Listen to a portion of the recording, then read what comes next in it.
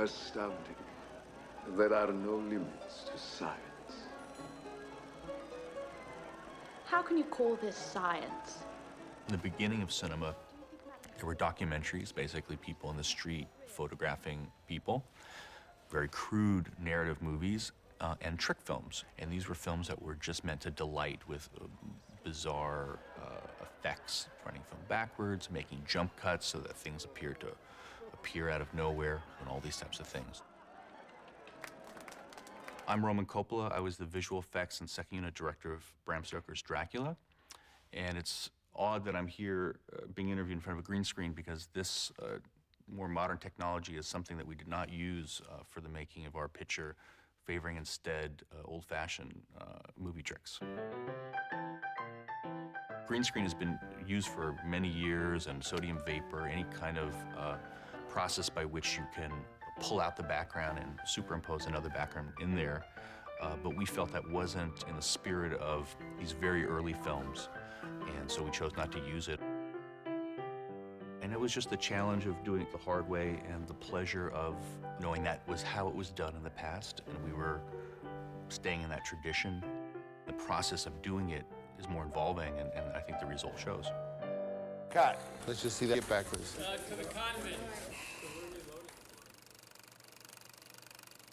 Given that the book Dracula was written around 1900, being the same date as the birth of the cinema, and not only that, but the birth of the cinema coming out of magicians and illusions and basically magic tricks, I thought that I would not only make the film entirely in a false place, in a studio, but I would only use effects done as they would have been done in 1900. I have not been getting what I've been asking for. I have been asking for shadows and illusion and double impositions and imagination. And the big visual effects supervisors came on the film and told me how I had to do this stuff. And basically I saw that little by little they were, as they always do, leading me down the path to do it the way everybody else does it. I fired them and I hired my young son, I don't know that he was even 30 at the time, Roman Coppola, to be my collaborator. And in a sense, I began to realize that it was only my own family, who, you know, my son, whom I had raised in this style of adventure, who would be there shoulder to shoulder with me, you know, pushing it to be what I hoped it could be. We started talking about how magic illusions could be used. Candle. Reverse photography, running the camera backwards, and then it was played forwards for an unusual effect.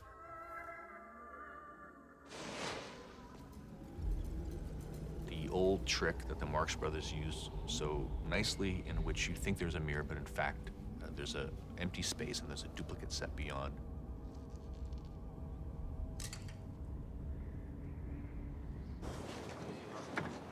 Altering gravity, taking the camera, putting it on its side, putting the set a bit on its side, and then unusual things happen in which you feel that you are level, but in fact you're not, and so odd things happen. Cut. Good. The marker. The double exposure that we did with Harker walking through the castle, and we have some rats scampering across the ceiling, and that was done in camera with 2 passes in which we photographed the rat with the camera upside down, and we used a special matte box that blocked the film from being exposed. We rewound the film, flipped the camera over, and aligned this special matte box that we had, and then we were ready for Keanu Reeves to come in and do his walking by with the candles, and those 2 passes were exposed with one another.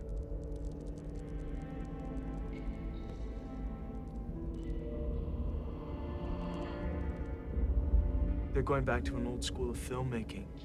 Old school in the sense of that, you know, Terminator 2 is all computer graphics, and this is like, you know, ropes and mirrors and, you know, that kind of hocus pocus, which is delightful.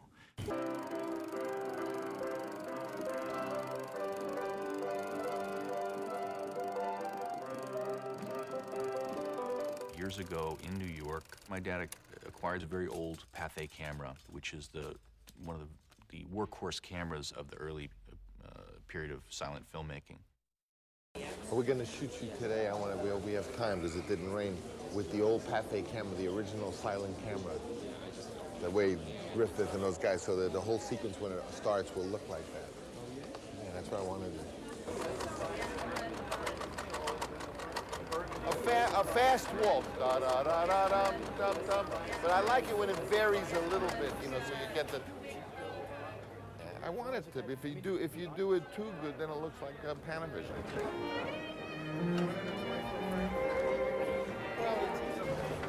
Walking, keep walking.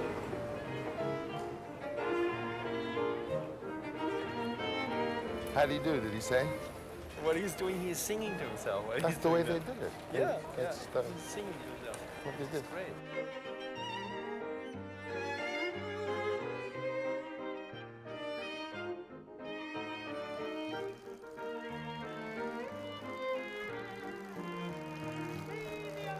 So the movie was based on several innovative, risky ideas. That all the effects would be done in camera and not with the benefit of modern computer or optical printer technology. We would try to do our own naive effects, and that would give the film almost more of a mythical soul.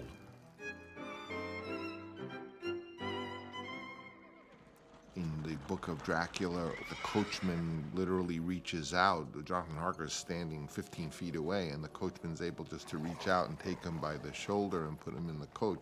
I guess today they would achieve that with a digital effect. You know, they'll basically sort of animate it and then do it. And, you know, I loved that image from the book, and I wasn't getting it, and so I put my foot down and said, let's think of a way to do this. And ultimately, we did come up with a solution live, which was that the coachman was really on a kind of camera crane, although you couldn't tell.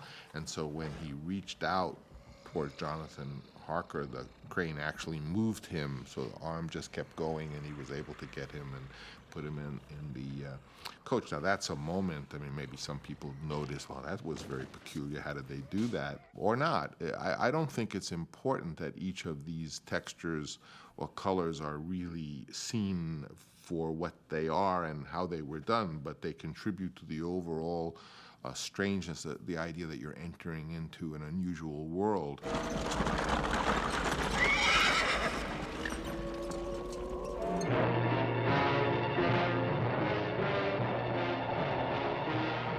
Researching Dracula, I discovered the work of Mario Bava. A film like Black Sunday has some neat visual tricks, and there's a particular scene at the carriage ride which we were inspired by. We basically used tree branches that were just being held by grips, passing them by the windows and rocking the carriage. I mean, these are all very old-time movie tricks, but we did it in a slightly more theatrical fashion. And there's a lightning strike, which was in fact a illuminated frame with a kind of claw-shaped lightning that was right there on the soundstage, and it looks kind of fake, but wonderfully so. You don't judge whether, oh, the fact that I worked so hard to get this one little thing, and maybe it'll turn out to be great. Because as we know in movies, sometimes just a simple moment is something that, or a simple line is something that people just constantly refer to. I mean, who would have known that leave the gun, take the cannoli, which was an afterthought, because my father used to bring a box of cannoli when I was a kid. Who would know that anybody would remember that line? But you don't, and you don't know equally moments or illusions or effects, which will really be the one.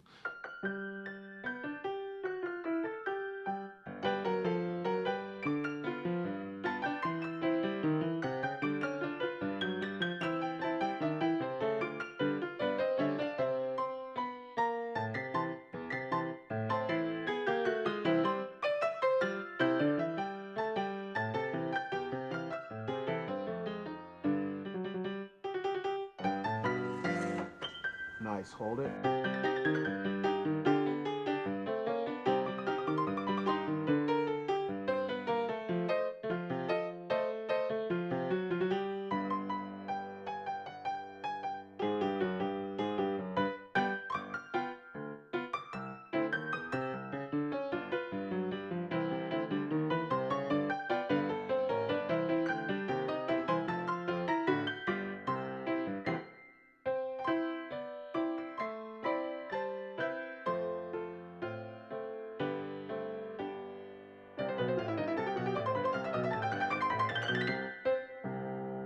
So we did a lot of noodling around and testing with video cameras, and I shot an early film test exploring some front projection.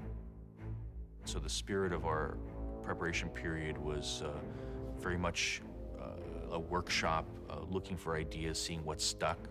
And in the case of that test I did of a skull projecting onto a face, we developed the idea of the map being projected onto Harker's face. So these are all little steps in a process of finding the look and the ways that the effects could be integrated into the story.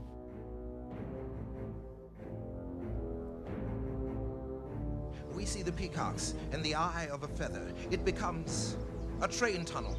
The train sequence was heavily boarded, and we basically laid everything out on the table. We welded it all together to create a kind of flowing series of overlapping pieces that passed through the peacock feather, through the tunnel, and the train making its journey through Transylvania.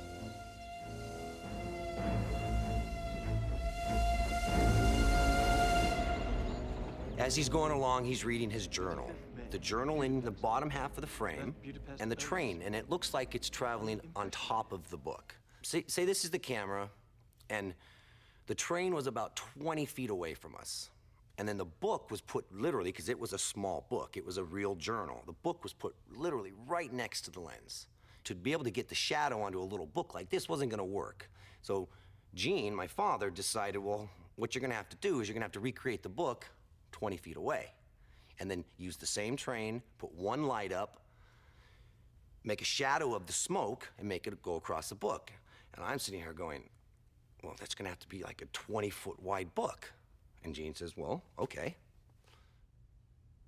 The train sequence is, there's so many things going on. The complications, I think we had to deliver 22 seconds worth in order, which is long for this type of situation, particularly for traveling right to left. It also involved a very small-scale miniature of the train. We had a mountain range that was fixed, but the sky was only 3 feet behind it.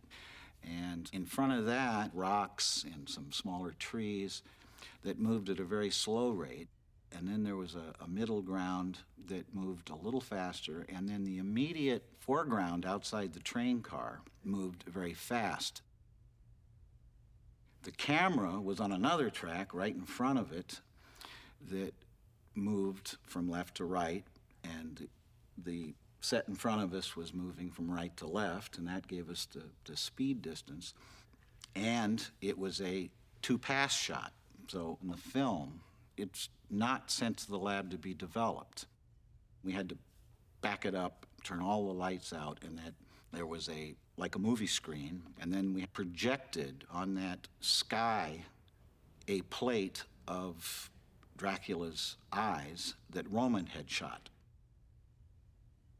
There was a mock-up of the interior of the train car on tires or springs that Keanu sat in. And behind it, again, is like a movie screen, but it's known as a rear projection screen because you're projecting the image from behind rather than in front.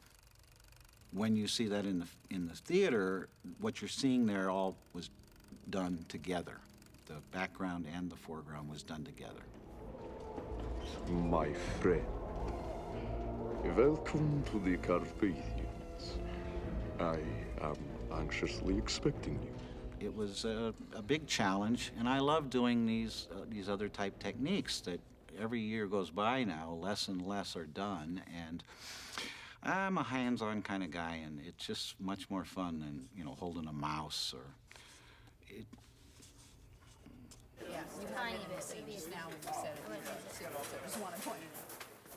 The entire film was shot, with very few exceptions, inside the stages of the MGM lot.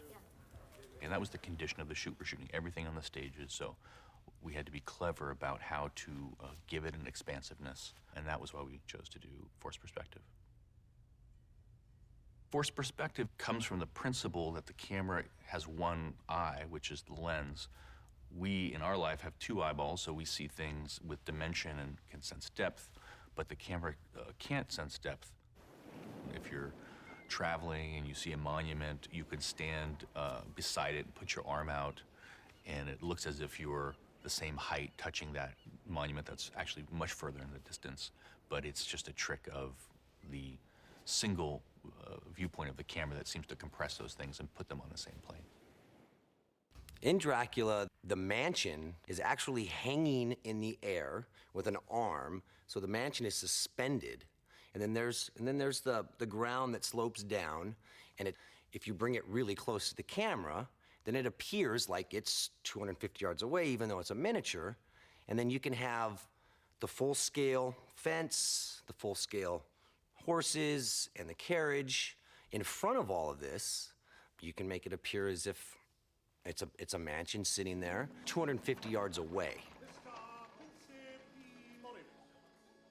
Boom. They stop, they turn, he shoots, Sewer gets hit, turn around, slash. Meanwhile, he slashes, knocks the thing out of hand, turn, fires back. We shot all the Borgo Pass inside a soundstage. I think it was stage 15, the biggest stage around, so it was enormous, and we had a big oval track, basically, in which the set was designed with certain outcroppings of rocks and several matte paintings that gave different looks.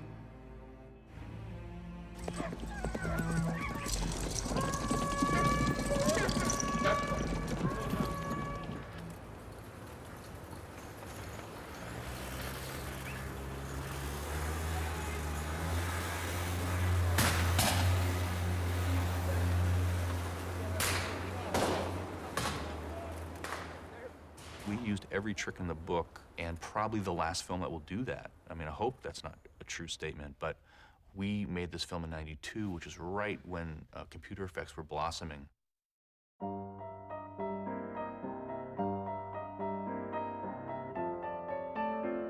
I think computer trickery is very useful, and I've done much of it myself, but it was just a wonderful last moment for a film made on that scale in Hollywood at the famous MGM studios, where they shot great classic films, to go back to those traditions and really do it in the way it had been done. And that's something that I think of fondly.